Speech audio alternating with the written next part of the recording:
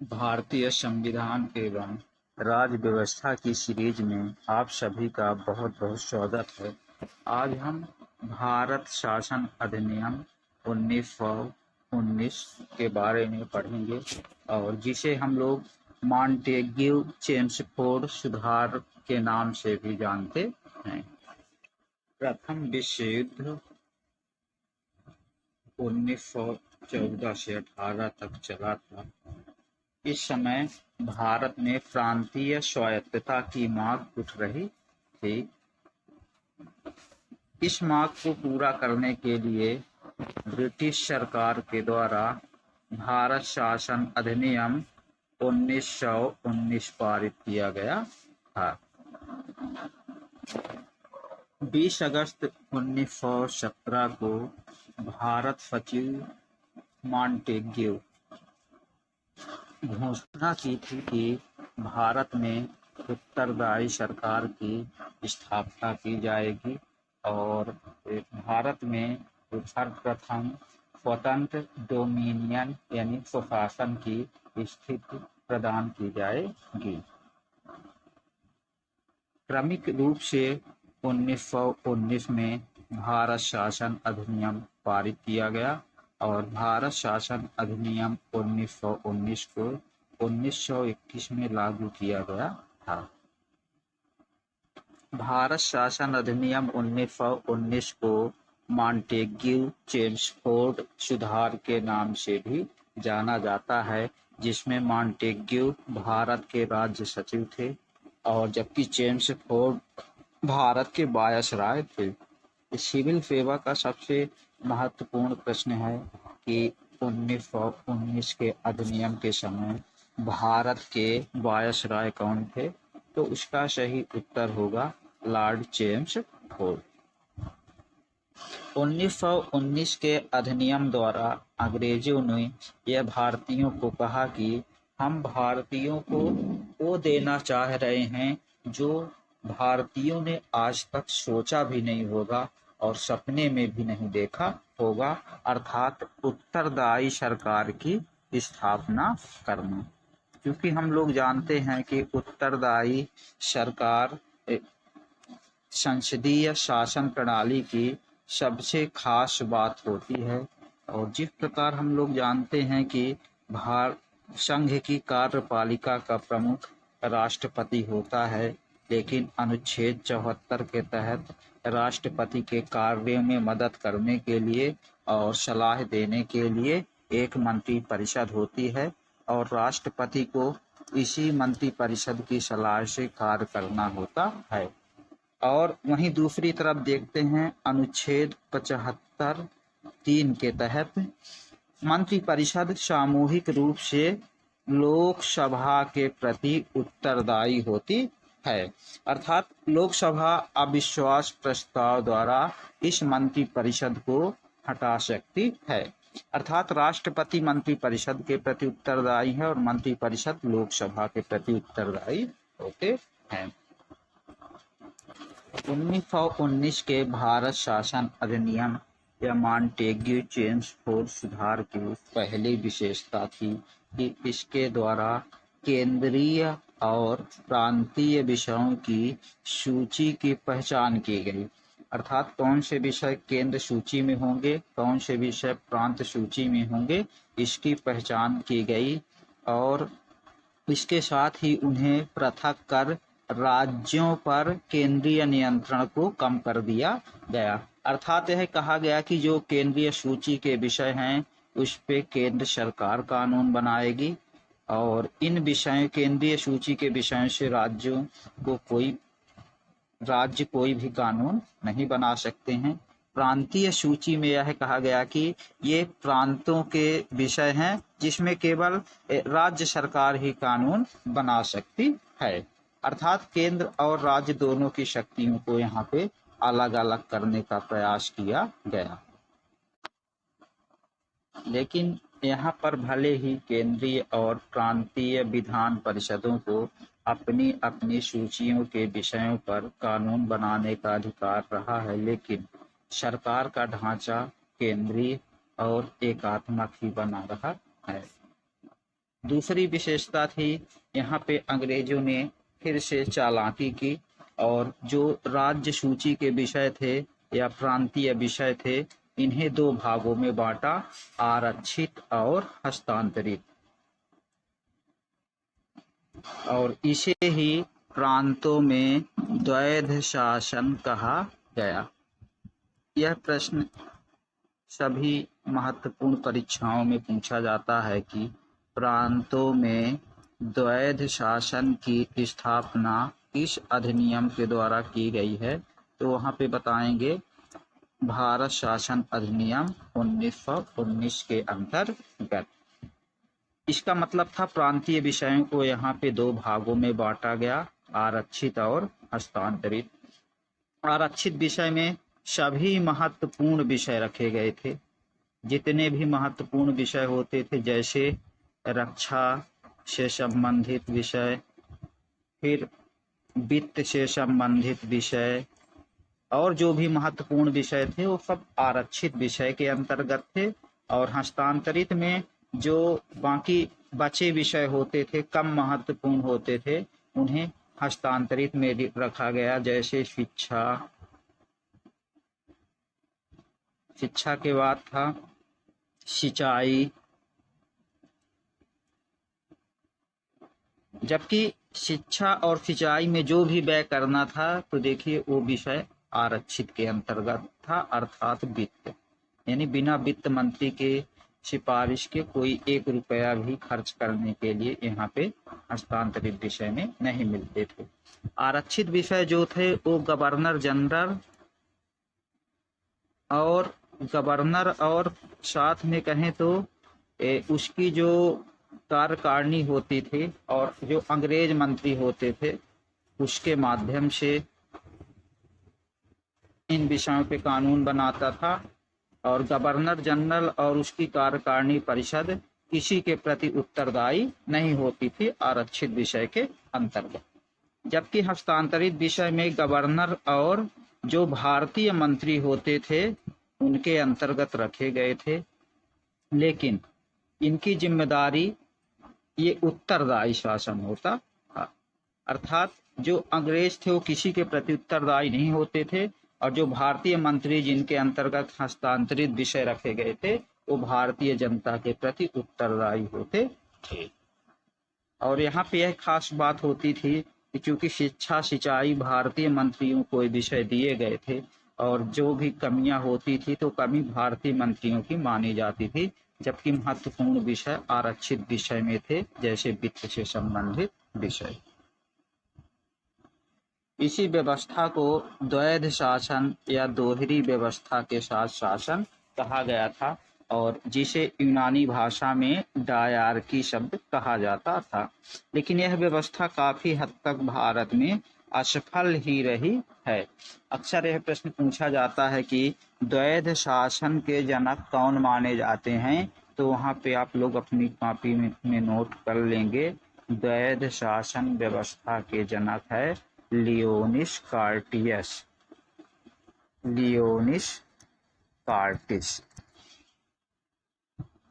इस अधिनियम की तीसरी महत्वपूर्ण विशेषता है, हेडिंग करेंगे, केंद्र में द्विसदनात्मक विधायिका। केंद्र में द्विसदनात्मक विधायिका, जिसे हम लोग संसद कहते हैं वर्तमान में, और संसद हम लोग जानते हैं राष्ट्रपति और 2 सदनों से मिलकर बनी है। और ये बात बताई गई है भारतीय संविधान के अनुच्छेद 79 में कि भारतीय संसद राष्ट्रपति, लोकसभा और राज्यसभा से मिलकर बनेगी। तो केंद्रीय जो संसद है, हमारे संसद की नींव कहीं ना कहीं 1919 के अधिनियम द्वारा की गई थी।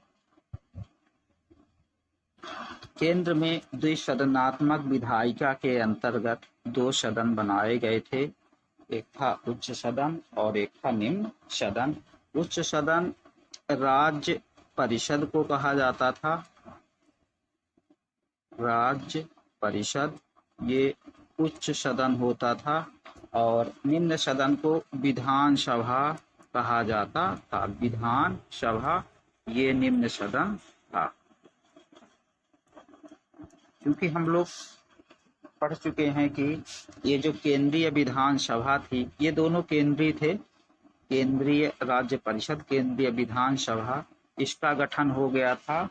केंद्रीय विधानसभा का गठन 1853 के चार्टर एक्ट के द्वारा, जबकि दूसरा सदन नहीं बना था। दूसरे सदन का निर्माण हुआ भारत शासन अधिनियम 1919 के अंतर्गत। राज्य परिषद देखें तो जो उच्च सदन था, ये वर्तमान में राज्यसभा के समान था।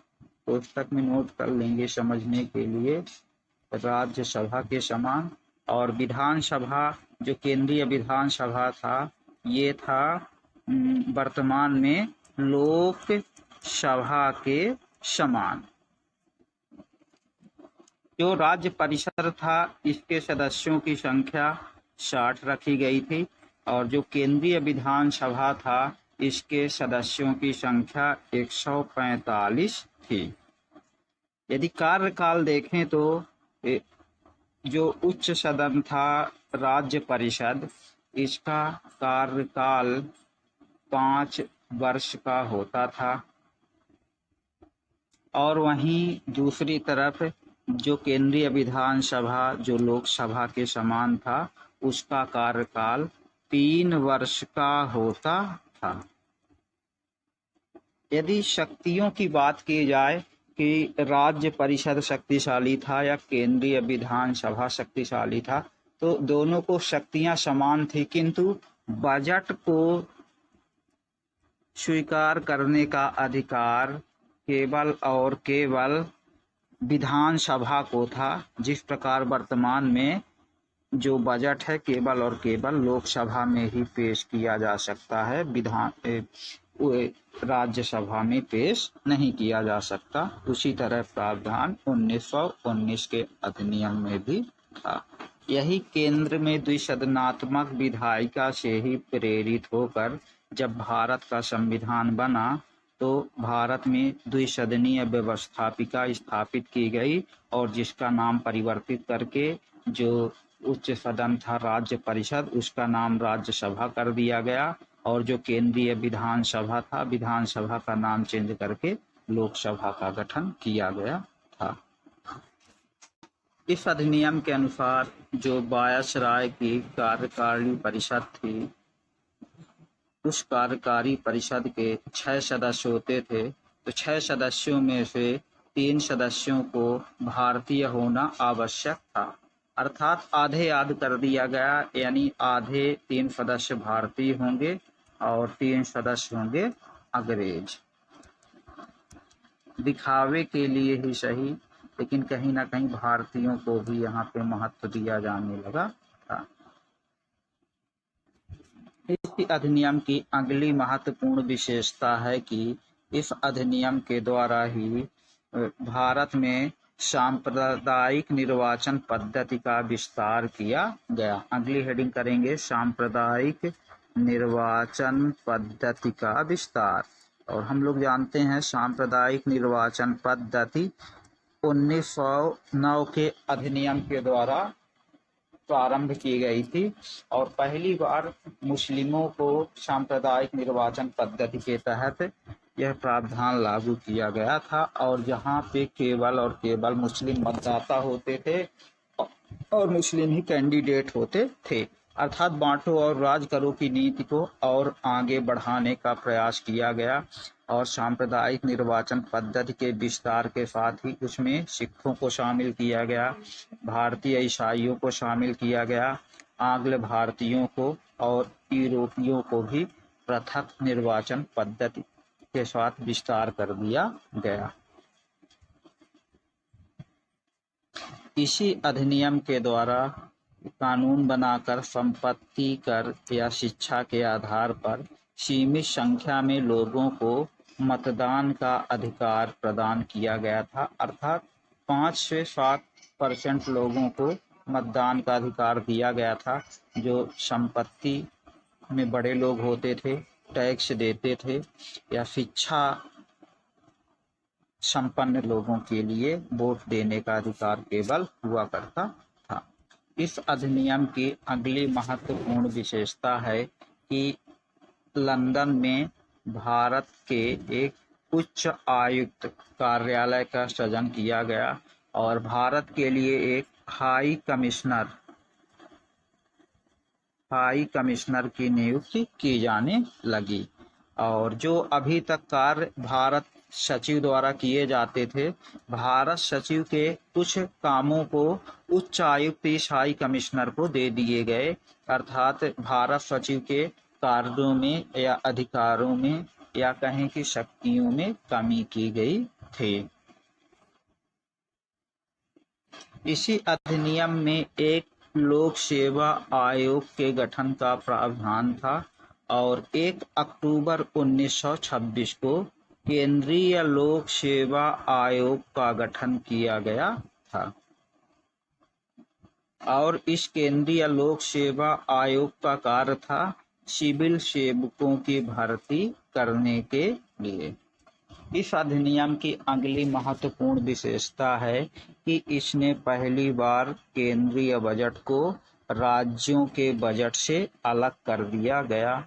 और वर्तमान में हम लोग देखते हैं केंद्र सरकार का अलग बजट आता है और राज्य सरकारों का अपना अलग बजट प्रस्तुत किया जाता है और राज्य विधानसभा को अपना बजट स्वयं बनाने के लिए उस समय अधिकृत किया गया था। और वर्तमान में हम लोग जानते हैं केंद्रीय बजट लोकसभा में पेश किया जाता है वित्त मंत्री के द्वारा और राष्ट्रपति की सिफारिश पर, और राज्यों में जो बजट पेश किया जाता है तो राज्यपाल की सहमति से वित्त मंत्री के द्वारा विधानसभा में पेश किया जाता है। ये केंद्र और राज्यों का जो बजट अलग किया गया था वो भारत शासन अधिनियम 1919 के अंतर्गत किया गया था। एक और प्रावधान था 1919 के अधिनियम में और इसमें एक वैधानिक आयोग का गठन किया जाना था और इस वैधानिक आयोग का कार्य था कि प्रत्येक 10 वर्ष बाद जांच करने के लिए एक आयोग गठन किया जाएगा और उस आयोग का कार्य था अपनी रिपोर्ट प्रस्तुत करना था और 1919 के अधिनियम की समीक्षा करना था। 1919 के अधिनियम की समीक्षा करना और इसी 1919 के अधिनियम की समीक्षा के लिए साइमन कमीशन का गठन किया गया था। ये साइमन कमीशन 1929 में गठित होना था, लेकिन ब्रिटेन की सत्ता में परिवर्तन होने का अनुमान था, इसलिए 2 वर्ष पहले ही यानी नवंबर 1927 में ब्रिटिश सरकार के द्वारा साइमन कमीशन आयोग का गठन कर दिया गया और यह आयोग फरवरी महीने में 1928 में भारत आया और जिसका भारत में जोरदार विरोध हुआ था, क्योंकि इसका मुख्य कार्य था कि भारत के भविष्य का निर्माण करना और भारत के लिए नए संविधान में भारत की स्थिति का पता लगाना था। और इसमें कुल 7 सदस्य थे और जॉन साइमन इसके अध्यक्ष थे और इसमें 7 सदस्यों में से कोई भी सदस्य भारतीय नहीं था, अर्थात इसके 7 सदस्य अंग्रेज थे और 7 सदस्य अंग्रेज होने के कारण और इसका मुख्य उद्देश्य भारत के भविष्य का निर्माण करना था। भारतीयों को अपमानित महसूस हुआ और इन्होंने इस अपमान का बदला लेने के लिए साइमन कमीशन का जोरदार विरोध किया था। और जब साइमन कमीशन बॉम्बे से दिल्ली गया, दिल्ली पंजाब होते हुए लाहौर पहुंचता है, तो लाहौर में लाला लाजपत राय के नेतृत्व में साइमन कमीशन वापस जाओ के नारे लगाए गए और विद्रोह को दबाने के लिए ब्रिटिश अधिकारी ने लाठीचार्ज करवाई और जिस घटना में लाला लाजपत राय घायल हो गए थे और इसके बाद लाला लाजपत राय की मृत्यु हो गई थी। साइमन कमीशन साइमन आयोग ने 1930 में अपनी रिपोर्ट प्रस्तुत की और साइमन कमीशन ने अपनी रिपोर्ट में बताया कि यदि भारत में लंबे समय तक शासन करना है तो भारत में एक ब्रिटिश भारत संघ की स्थापना करनी होगी और साथ ही बांटो और राज करो की नीति को आगे बढ़ाना होगा, अर्थात सांप्रदायिक निर्वाचन व्यवस्था को आगे और भी बढ़ाना होगा और जारी रखना पड़ेगा। इसके बाद इन सब प्रस्तावों पर विचार करने के लिए ब्रिटिश सरकार ने भारतीय रियासतों और भारतीय संघ से के लिए 3 गोलमेज सम्मेलन बुलाए थे। 1930 में पहला गोलमेज सम्मेलन, दूसरा गोलमेज सम्मेलन 1931 में और तीसरा गोलमेज सम्मेलन 1932 में इंग्लैंड की राजधानी लंदन में बुलाया गया था। पहले गोलमेज सम्मेलन में कांग्रेस ने भाग नहीं लिया था। दूसरे गोलमेज सम्मेलन में कांग्रेस ने भाग लिया, लेकिन यह आंदोलन असफल रहे और 1933 में ब्रिटिश सरकार के द्वारा एक श्वेत पत्र प्रकाशित किया गया और इन सभी के आधार पे 1935 का भारत शासन अधिनियम पारित किया गया। भारत शासन अधिनियम 1935 भारत में पूर्ण उत्तरदायी सरकार के गठन में एक मील का पत्थर साबित हुआ। यह अब तक का सबसे बड़ा अधिनियम था और सबसे विस्तृत दस्तावेज थे, क्योंकि भारत शासन अधिनियम 1935 में 321 धाराएं थी और 10 अनुसूचियां थी, जबकि भारत संविधान में हम लोग देखते हैं कि वर्तमान में 395 अनुच्छेद थे और जब भारत का संविधान लागू हुआ उस समय 8 अनुसूचियां थी, लेकिन वर्तमान में 12 अनुसूचियां हैं। और कहीं ना कहीं आज़ादी के बाद जो भारत का संविधान बनता है वो अधिकतम प्रावधान यानी 2/3 प्रावधान लगभग 60 से 70% भारत के संविधान का हिस्सा भारत शासन अधिनियम 1935 से प्रभावित है। इस अधिनियम की पहली विशेषता थी कि इस अधिनियम में अखिल भारतीय संघ की स्थापना का प्रावधान किया गया था और यह अखिल भारतीय संघ ब्रिटिश प्रांत और देशी रियासतों को मिलकर बनना था। यहाँ पे जो ब्रिटिश प्रांत था, जिस क्षेत्र में अंग्रेज सीधे शासन करते थे उसे ब्रिटिश प्रांत कहा जाता था और जहाँ पे अंग्रेजों के अधीन रह के भारत के राजा शासन करते थे उस हिस्से को देशी रियासत कहा गया था। इस अखिल भारतीय संघ में ब्रिटिश प्रांत को शामिल होना अनिवार्य था। वहीं पे देखें तो देशी रियासतों को छूट थी कि वो संघ का हिस्सा बन सकती हैं और संघ का हिस्सा नहीं भी बन सकती हैं और अंततः देशी रियासतें इस अखिल भारतीय संघ का हिस्सा नहीं बनती हैं, अर्थात अखिल भारतीय संघ में शामिल नहीं होती हैं और यह प्रस्तावित संघ अस्तित्व में ही नहीं आता है। इस अधिनियम ने केंद्र और राज्यों के बीच में शक्तियों का बंटवारा किया गया और शक्तियों का बंटवारा 3 सूचियों में किया गया था। पहली सूची थी संघ सूची और इसमें केंद्र सरकार के महत्व के विषय रखे गए थे और केंद्र सरकार ही कानून बना सकती थी और 59 विषय थे। राज्य सूची राज्य या स्थानीय हित के विषय रखे गए थे और इसमें केवल राज्य सरकार ही कानून बना सकती थी और राज्य सूची में 54 विषय थे। और तीसरी सूची थी समवर्ती सूची, केंद्र और राज्य दोनों के लिए सूची थी और इसमें उस समय 36 विषय थे। जिन सूची या विषयों का वर्णन इन तीनों सूचियों में नहीं था और उसे अवशिष्ट शक्तियां के नाम से सूची में रखा जाता था और जो अवशिष्ट शक्तियां थी वो वायसराय के हाथ में होती थी, अर्थात अवशिष्ट शक्तियों पे कानून बनाने का अधिकार। और वर्तमान में हम लोग जानते हैं ये जो अवशिष्ट शक्तियां हैं ये अनुच्छेद 248 के तहत इन विषयों पे कानून बनाने का अधिकार केवल और केवल भारतीय संसद को है, अर्थात केंद्र सरकार को है।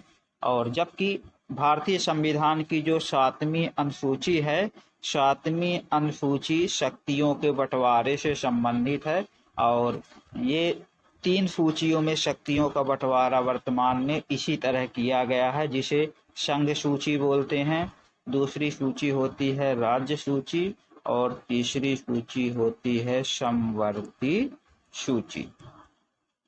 विभिन्न परीक्षाओं में अक्सर यह प्रश्न पूछा जाता है कि 1935 के अधिनियम के अंतर्गत अवशिष्ट शक्तियों को में कानून बनाने का अधिकार किसके पास था, तो इसका सही उत्तर होगा अवशिष्ट शक्तियों में कानून बनाने का अधिकार वायसराय के पास था।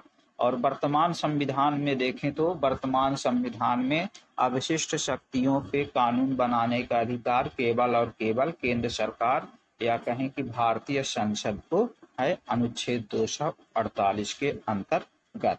अर्थात संघीय व्यवस्था कभी अस्तित्व में ही नहीं आई थी और चूंकि देशी रियासतें इसमें शामिल होने से इनकार कर दी थी। 1935 के भारत शासन अधिनियम की अगली विशेषता है, इस अधिनियम के द्वारा प्रांतों में द्वैध शासन की व्यवस्था को समाप्त कर दिया गया। और ये प्रांतों में जो द्वैध शासन की व्यवस्था प्रारंभ की गई थी वो 1919 के भारत शासन अधिनियम के द्वारा प्रारंभ की गई थी, जिसे भारत शासन अधिनियम 1935 के अंतर्गत समाप्त कर दिया गया था। क्योंकि हम लोग जानते हैं कि 1861 के भारत परिषद अधिनियम के अंतर्गत भारत में विकेंद्रीकरण की प्रक्रिया प्रारंभ की गई थी, अर्थात शासन की शक्तियों को निचले स्तर तक लाया गया था और यह प्रक्रिया 1935 के अधिनियम के द्वारा पूर्ण हो चुकी थी, संपूर्ण हो चुकी थी। प्रांतों में द्वैध शासन की व्यवस्था को समाप्त किया गया और इसके साथ ही प्रांतीय स्वायत्तता का शुभारंभ होता है भारत शासन 1935 के अधिनियम के अंतर्गत। इसके अतिरिक्त अधिनियम ने राज्यों में उत्तरदायी सरकार की स्थापना की, अर्थात गवर्नर को राज्य विधान परिषदों के लिए उत्तरदायी मंत्रियों की सलाह पे काम करना आवश्यक कर दिया गया था। जो गवर्नर अभी तक किसी के प्रति उत्तरदायी नहीं होता था कार्य करने के लिए, वो अब कार्य करने के लिए मंत्री परिषद के प्रति उत्तरदायी होने लगा। ये उसी तरह है जिस तरह हम लोग जानते हैं कि जो राज्य के गवर्नर यानी राज्यपाल होते हैं वो राज्य की मंत्री परिषद के सलाह से ही कार्य करते हैं। जो प्रांतीय स्वायत्तता 1935 के अधिनियम द्वारा प्रावधानित किया गया था उसे 1937 में शुरू किया गया और 1939 में इसका समापन भी हो गया था, क्योंकि द्वितीय विश्व युद्ध 1939 से 1945 तक चला था और जिसमें अंग्रेजों ने बिना भारतीयों की सहमति के द्वितीय विश्व युद्ध में अपनी तरफ से शामिल कर लिया था। तो प्रांतों की सरकारों ने इसके विरोध में इस्तीफा दे दिया था। भारत शासन अधिनियम 1935 की अगली विशेषता है, इस अधिनियम के द्वारा केंद्र में द्वैध शासन प्रणाली का आरंभ किया गया। हम लोग पढ़े थे कि प्रांतों में द्वैध शासन 1919 के अधिनियम द्वारा प्रारंभ किया गया था। तो 1935 के अधिनियम के द्वारा वही व्यवस्था केंद्र में लागू कर दी गई, अर्थात केंद्र के विषयों को भी यहाँ पे दो भागों में बांट दिया गया, आरक्षित और हस्तांतरित। आरक्षित विषय का शासन गवर्नर जनरल और अपनी परिषद की सहायता से करता था, और हस्तांतरित विषयों का शासन गवर्नर जनरल भारतीय मंत्रियों की सहायता से करता था। हालांकि यह प्रावधान कभी लागू नहीं हो पाया था। इस अधिनियम के द्वारा 11 राज्यों में से 6 राज्यों में द्विसदनीय व्यवस्था प्रारंभ की गई थी। और राज्यों में हम लोग जानते हैं वर्तमान में 28 राज्य हैं। 28 में से 6 राज्यों में दूसरा सदन यानी विधान परिषद है। तो एक सदन था विधानसभा और दूसरा सदन था विधान परिषद। ये द्विसदनीय व्यवस्था भारत शासन अधिनियम 1935 के अंतर्गत किया गया था, और यह व्यवस्था वर्तमान में राज्यों में लागू है।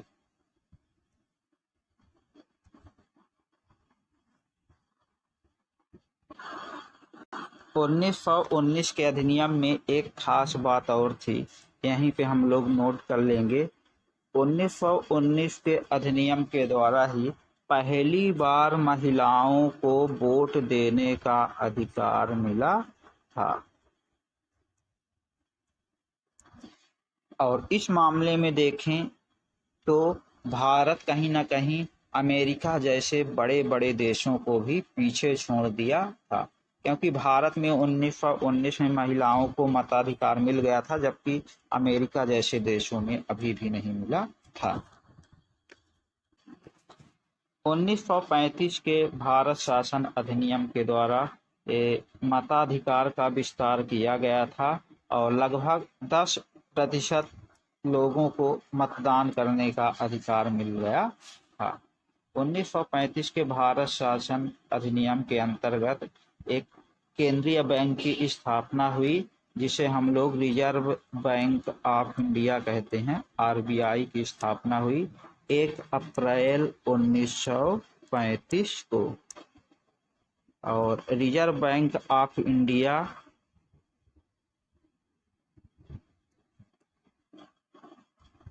भारत में नोट छापने का कार्य करता है, और इसमें सरकार का अकाउंट होता है, और इसका मुख्यालय था उस समय मुंबई में, और वर्तमान में भी इसका मुख्यालय बम्बई में ही है। और रिजर्व बैंक ऑफ इंडिया का राष्ट्रीयकरण हो गया था 1949 में।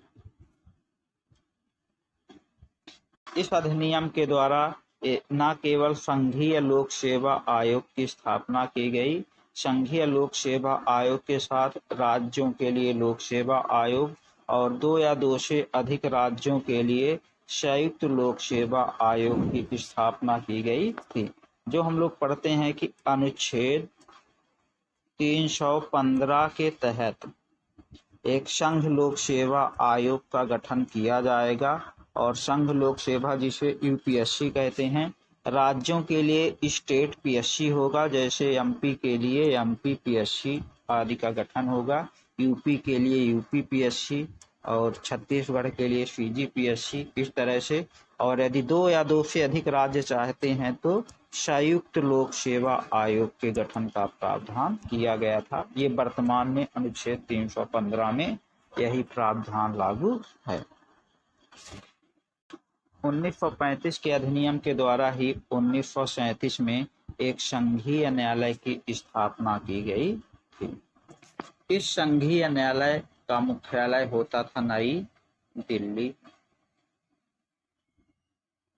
इसमें जजों की संख्या होती थी, 1 मुख्य न्यायाधीश होते थे और 6 अधिकतम अन्य न्यायाधीश हो सकते थे, और इनकी नियुक्ति जो होती थी ब्रिटिश सम्राट के द्वारा की जाती थी, और इसके फैसले के खिलाफ यदि कोई भी अपील करनी होती थी तो उसकी अपील होती थी प्रीवी काउंसिल लंदन में।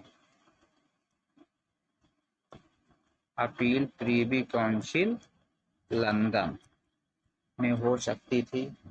और इसके जो प्रथम मुख्य न्यायाधीश बने थे उनका नाम भी नोट कर लेंगे, सर मॉरिस गेवियर।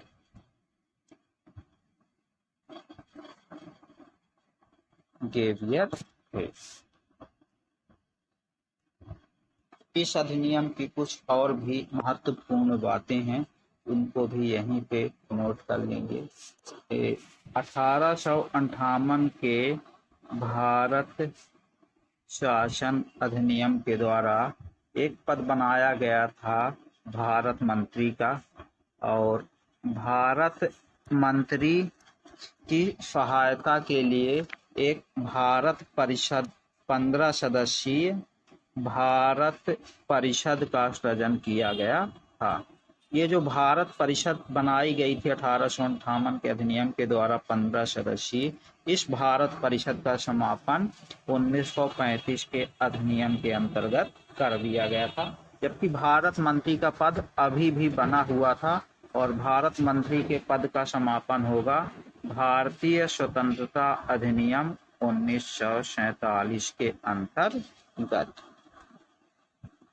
1935 के अधिनियम की एक खास बात और थी, इस अधिनियम में प्रस्तावना का अभाव था, अर्थात स्पष्ट रूप से यह नहीं बताया गया था कि हम इस अधिनियम के द्वारा भारतीयों को क्या क्या देना चाहते हैं।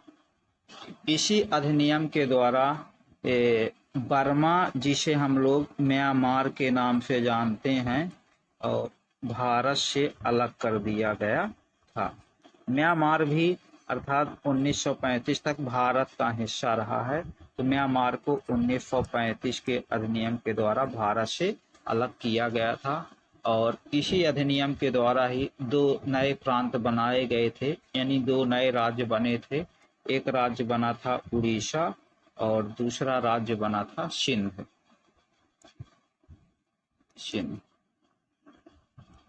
इस अधिनियम की आलोचना पंडित नेहरू और मोहम्मद अली जिन्ना दोनों ने की थी। पंडित नेहरू ने इस अधिनियम को ऐसा अधिनियम कहा कि यह ऐसी गाड़ी है जिसमें अनेक प्रकार के ब्रेक हैं, लेकिन इंजन रहित गाड़ी है, अर्थात इंजन है ही नहीं, और जबकि अनेक ब्रेक हैं। और जबकि मोहम्मद अली जिन्ना ने इसकी आलोचना स्वरूप में कहा कि यह पूर्णतः सड़ा हुआ और गला हुआ और मूल रूप से खराब अधिनियम है,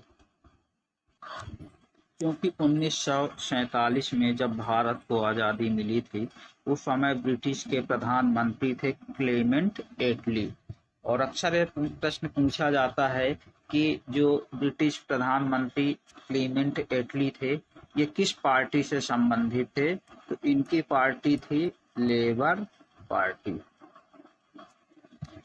ब्रिटिश प्रधानमंत्री क्लेमेंट एटली ने 20 फरवरी 1947 को यह घोषणा की कि 30 जून, यहाँ पे थोड़ा सा सुधार कर लेंगे, 1948, 30 जून 1948 तक भारत को आज़ाद कर दिया जाएगा और भारत की सत्ता भारतीयों के हाथों में सौंप दी जाएगी। चूंकि हम लोग जानते हैं कि द्वितीय विश्व युद्ध के दौरान परिस्थितियां बदल चुकी थी और अंग्रेज सैनिक और आर्थिक रूप से कमजोर हो चुके थे, और भारत में देखें तो सेना है, पुलिस है, ये सब ब्रिटिश शासन के खिलाफ हो गए थे, और भारतीयों में भी राष्ट्रवाद की लहर सुनामी का रूप लेने वाली थी। तो अंग्रेजों की एक बात तो समझ में आ गई थी कि अब भारत को लंबे समय तक गुलाम नहीं रखा जा सकता है, और अब बात आई भारत की सत्ता सौंपने की कि सत्ता किसे सौंपी जाए, तो अंततः भारत की सत्ता जो सौंपी गई थी वो संविधान सभा को सौंपी गई थी। यह प्रश्न भी बहुत पूछा जाता है कि अंग्रेजों ने भारत की सत्ता किसे के हाथ में सौंपी थी, तो वहां पे सही जवाब होगा संविधान सभा के हाथ में। अब जैसे ही क्लीमेंट एटली ने 20 फरवरी 1947 को घोषणा की कि 30 जून 1948 के पहले तक भारत को आज़ाद कर दिया जाएगा। अर्थात एक टाइम बना दिया गया कि इसके बीच में भारत को आज़ादी मिल जाएगी। और इस घोषणा के साथ ही मुस्लिम लीग ने अपना आंदोलन तेज कर दिया और उसने कहा अंग्रेजों को कि बांटो और भागो, अर्थात हमारा पाकिस्तान बनाओ और भारत और तुम हमें आज़ाद करके यहाँ से चले जाओ। ये उसी तरह का नारा था मुस्लिम लीग का, जिस तरह 1942 में महात्मा गांधी ने भारत छोड़ो आंदोलन प्रारंभ किया था और अंग्रेजों भारत छोड़ो का नारा दिया था। 3 जून 1947 को वायसराय लॉर्ड माउंटबेटन ने एक प्लान प्रस्तुत किया जिसे माउंटबेटन योजना कहा जाता है। अब चूंकि ये भारत की आज़ादी के पक्षधर थे और आज़ादी का रास्ता निकालना था, इसलिए अंततः भारत विभाजन के लिए प्रस्ताव इस योजना में रखा गया था। और यह महत्वपूर्ण बात है कि अभी तक अंग्रेजों के द्वारा किसी भी प्रस्ताव को भारतीयों ने नहीं माना था, लेकिन देखें तो माउंटबेटन योजना से संबंधित प्लान को कांग्रेस और मुस्लिम लीग दोनों पार्टियों ने स्वीकार कर लिया था, क्योंकि कांग्रेस वाले मानते थे कि भारत का एक छोटा सा हिस्सा यदि पाकिस्तान में चला जाएगा तो हम शांति पूर्वक भारत में शासन कर पाएंगे। और जबकि मुस्लिम लीग इसलिए खुश थी क्योंकि उन्हें अपने सपनों का देश पाकिस्तान मिल रहा था। इसलिए कांग्रेस और मुस्लिम लीग दोनों ने माउंटबेटन योजना या माउंटबेटन प्लान को स्वीकार कर लिया था। और माउंटबेटन योजना को या 3 जून योजना भी कहा जाता है और इसके अन्य नाम भी हैं। 3 जून योजना के बाद एक नाम बोलते हैं मनबाटन योजना, और इसी को 3 जून योजना को ही बाल्कन प्लान भी बोलते हैं। Balkan plan. इस माउंटबेटन योजना को कांग्रेस और मुस्लिम लीग दोनों ने स्वीकार कर लिया था और इस प्रकार भारतीय स्वतंत्रता अधिनियम 1947 बनाकर उसे लागू कर दिया गया। इस अधिनियम की महत्वपूर्ण विशेषताएं इस प्रकार थी। भारतीय स्वतंत्रता अधिनियम को ये जो विधेयक पेश किया गया था, भारतीय स्वतंत्रता अधिनियम विधेयक, ये ब्रिटिश संसद में 4 जुलाई 1947 को, जो वहाँ का निम्न सदन है हाउस ऑफ कॉमन्स में, प्रस्तुत किया गया था और अंततः 18 जुलाई को दोनों सदनों से पारित होकर, और इस दिन वहाँ के जो महाराजा महारानी थे उन्होंने इस पे सहमति दे दी और 18 जुलाई 1947 को ब्रिटिश संसद के द्वारा भारतीय स्वतंत्रता अधिनियम 1947 पारित कर दिया गया। इस समय ब्रिटेन के प्रधानमंत्री थे क्लीमेंट एटली।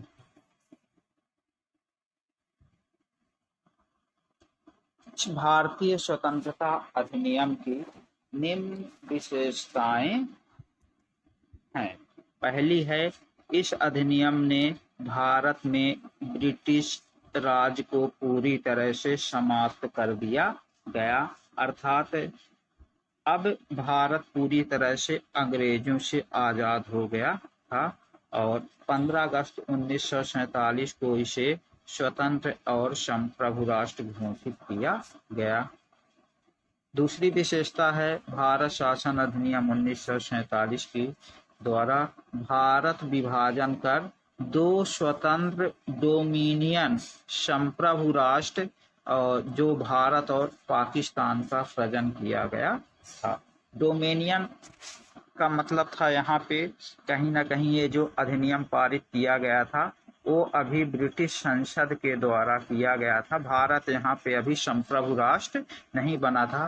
भारत एक संप्रभु राष्ट्र बनता है जब भारत को का संविधान लागू हो जाता है, अर्थात 26 जनवरी 1950 को भारत एक संपूर्ण प्रभुत्व संपन्न राज्य बन जाता है। और कहीं ना कहीं भारत और पाकिस्तान का बंटवारा ब्रिटिश संसद के द्वारा किया गया था और इन दोनों को ब्रिटिश राष्ट्रमंडल से अलग होने की स्वतंत्रता थी। चाहे तो ये दोनों देश ब्रिटिश राष्ट्रमंडल का हिस्सा बने या चाहे तो इससे अलग रहें। इस अधिनियम के द्वारा वायसराय के पद का सृजन किया गया था, समाप्त किया गया था, वायसराय के पद का समापन किया गया था। ये वही वायसराय का पद था जो 1857 की क्रांति के बाद भारत शासन अधिनियम 1858 के द्वारा निर्मित किया गया था और जो ब्रिटिश संसद के प्रति उत्तरदायी होता था, ब्रिटिश राजा महारानी के प्रति उत्तरदायी होता था। इस वायसराय के पद को फिर से समाप्त किया गया और उसके स्थान पर दोनों डोमिनियन यानी भारत और पाकिस्तान के लिए एक गवर्नर जनरल के पद का सृजन किया गया। हालांकि इनकी नियुक्ति जो भी नए राष्ट्र के कैबिनेट होती थी उसकी सिफारिश पर ब्रिटेन के राजा महाराजा या ताज को ही करनी थी, पर ब्रिटिश सरकार का कोई नियंत्रण इसमें नहीं होता था। इस अधिनियम के द्वारा दोनों डोमिनियन राज्यों में संविधान सभाओं को अपने देशों का संविधान बनाने और उसके लिए किसी देश के संविधान को अपनाने की शक्ति दी गई थी। अर्थात ये कहा गया कि चाहे भारत हो या पाकिस्तान, दोनों देश की संविधान सभाएं अपना संविधान बनाने के लिए पूरी तरह से स्वतंत्र हैं और वे चाहें तो किसी भी देश के संविधान से कोई भी प्रावधान अपने देश के संविधान में स्थापित कर सकती हैं। और भारत के संविधान में हम लोग जानते हैं कि भारत के संविधान को उधार का थैला कहा जाता है, अर्थात भारत के लगभग अधिकतम प्रावधान विश्व के किसी न किसी देश के संविधान से प्रभावित हैं। जैसे भारत में मौलिक अधिकार की स्थापना की गई है और ये मौलिक अधिकार अमेरिका के संविधान से प्रभावित हैं। साथ ही संविधान सभा को यह शक्ति भी दी गई थी कि वे किसी भी ब्रिटिश कानून को समाप्त करने के लिए कानून बना सकती है और यहाँ तक कि ये जो भारतीय स्वतंत्रता अधिनियम 1947 ब्रिटिश संसद के द्वारा पारित किया गया था, इसे भी निरस्त करने का अधिकार संविधान सभा के पास था। अर्थात संविधान सभा एक प्रकार से संप्रभु निकाय थी जो अपने निर्णय लेने के लिए पूरी तरह से स्वतंत्र थी। इस प्रकार संविधान सभा ने अपने निर्णय बिना किसी के दबाव में अपनी इच्छा से अपनी देश की परिस्थितियों के अनुसार लिया था। अगली विशेषता है इस अधिनियम की कि दोनों डोमिनियन राज्यों की संविधान सभाओं को यह शक्ति प्रदान की गई कि वे नए संविधान का निर्माण कर सकते हैं और अपने संबंधित क्षेत्रों के लिए भी कानून का निर्माण कर सकती हैं।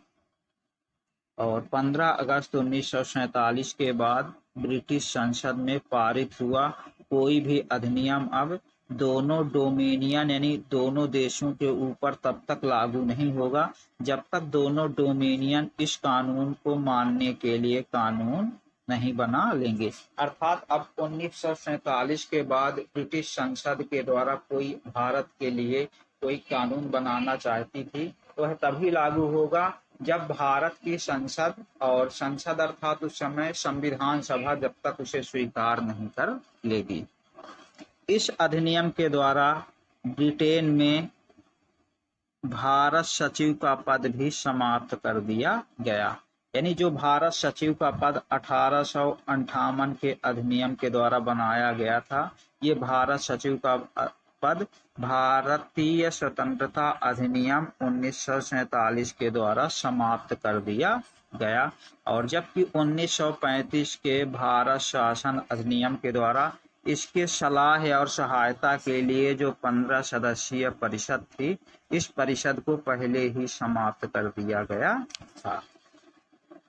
और इसने 15 अगस्त 1947 से भारतीय रियासतों पर ब्रिटिश संप्रभुता के समाप्ति की घोषणा कर दी गई। और इसके साथ ही यह कहा गया कि आदिवासी क्षेत्र समझौता संबंधों जो भी थे समझौते, सभी प्रकार के समझौते और हस्तक्षेप ब्रिटिश सरकार के इस अधिनियम के द्वारा समाप्त हो गए।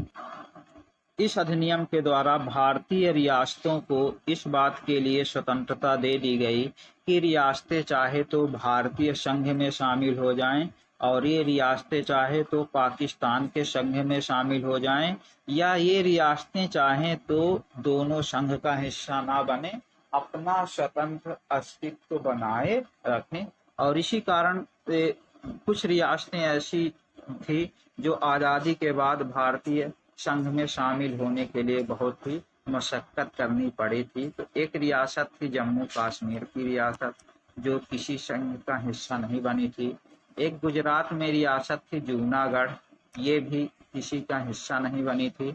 और एक रियासत थी हैदराबाद, ये रियासत भी स्वतंत्र अस्तित्व बनाए रखना चाहती थी।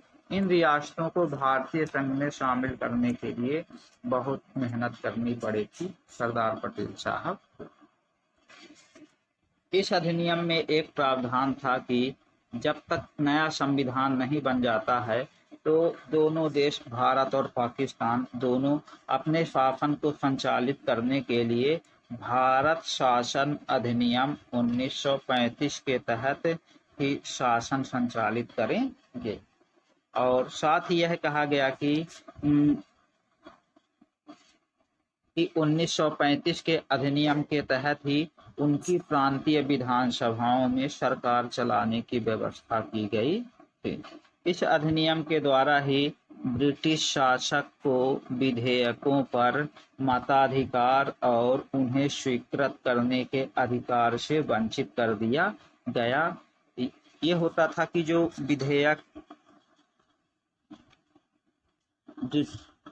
विधेयक ब्रिटिश शासक के द्वारा अभी तक पास होते थे और उनमें वीटो करने का अधिकार था, उस विधेयक या वीटो करने के अधिकार से उन्हें वंचित कर दिया गया। लेकिन ब्रिटिश शासक के नाम पर जो गवर्नर जनरल थे, गवर्नर जनरल को किसी भी विधेयक को स्वीकार करने का अधिकार प्रदान किया गया था।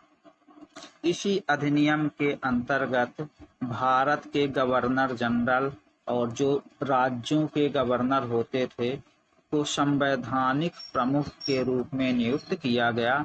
और जब भारत देश आज़ाद हो जाता है तो गवर्नर जनरल के स्थान पे एक राष्ट्रपति का पद बना दिया गया। और राज्यों में देखें तो गवर्नर यानी राज्यपाल का पद बन गया। और राष्ट्रपति और राज्यपाल दोनों नाम मात्र के संवैधानिक प्रमुख बनते हैं और इनकी कार्यों में सहायता और सलाह देने के लिए एक मंत्री परिषद होती थी और मंत्री परिषद के परामर्श से ही राष्ट्रपति और राज्यपाल कार्य कर सकते हैं। उसी तरह गवर्नर जनरल भी नाम मात्र का शासक रह गया था और मंत्री परिषद के परामर्श पर ही गवर्नर जनरल को कार्य करना होता था। इस अधिनियम में शाही उपाधि जो भारत का सम्राट शब्द होता था उसको भी क्या कर दिया गया, समाप्त कर दिया गया। इस अधिनियम में एक शब्द का बहुत प्रयोग किया गया है जिसे हम लोग डोमिनियन कहते हैं। डोमिनियन का यहाँ पे मतलब होता था कि ब्रिटिश संसद के द्वारा पारित कानून, अर्थात भारत में जो कानून चल रहे थे वो ब्रिटिश संसद द्वारा पारित होते थे और जिसलिए भारत और पाकिस्तान के लिए जो भी संविधान सभा का गठन किया गया था वो ब्रिटिश संसद के द्वारा ही किया गया था। इस अधिनियम के द्वारा ही भारत के राज्य सचिव द्वारा जो सिविल सेवा में नियुक्तियां की जाती थी और पदों में आरक्षण प्रणाली प्रारंभ की गई थी, उस सारी व्यवस्था को यहाँ पे समाप्त कर दिया गया। और 15 अगस्त 1947 से पूर्व के जो सिविल सेवा के कर्मचारी थे, उनके लिए बोला गया कि इन्हें वही सुविधाएं यहाँ पे भी मिलती रहेंगी जो प्रारंभ से मिलती आ रही हैं। और इस प्रकार 14 अगस्त की मध्य रात की पाकिस्तान और 15 अगस्त की मध्य रात की भारत पे ब्रिटिश शासन का अंत हो गया और दो नए स्वतंत्र डोमिनियन भारत और पाकिस्तान को ब्रिटिश सरकार की समस्त शक्तियां स्थानांतरित कर दी गई, अर्थात दोनों देशों को आजाद कर दिया गया। और लॉर्ड माउंटबेटन जो थे भारत के गवर्नर जनरल बनते हैं। और यह अक्सर प्रश्न पूछा जाता है कि जब भारत को आज़ादी मिली तो उस समय भारत के गवर्नर जनरल कौन थे? तो भारत के गवर्नर जनरल थे लॉर्ड माउंटबेटन। लेकिन पाकिस्तान ने अपना गवर्नर जनरल लॉर्ड माउंटबेटन को नहीं बनाया था, बल्कि पाकिस्तान के जो पहले गवर्नर जनरल बने थे वो बने थे मोहम्मद अली जिन्ना। और उन्होंने भारत में पंडित जवाहरलाल नेहरू को पहले प्रधानमंत्री के रूप में नियुक्त किया गया था। वहीं पाकिस्तान के जो पहले प्रधानमंत्री बने थे वो बने थे लियाकत अली। और 1946 में जो संविधान सभा की स्वतंत्र भारतीय डोमिनियन की संसद के रूप में संविधान सभा को ही स्वीकार कर लिया गया, अर्थात समस्त शक्तियां और सत्ता संविधान सभा को दे दी गई।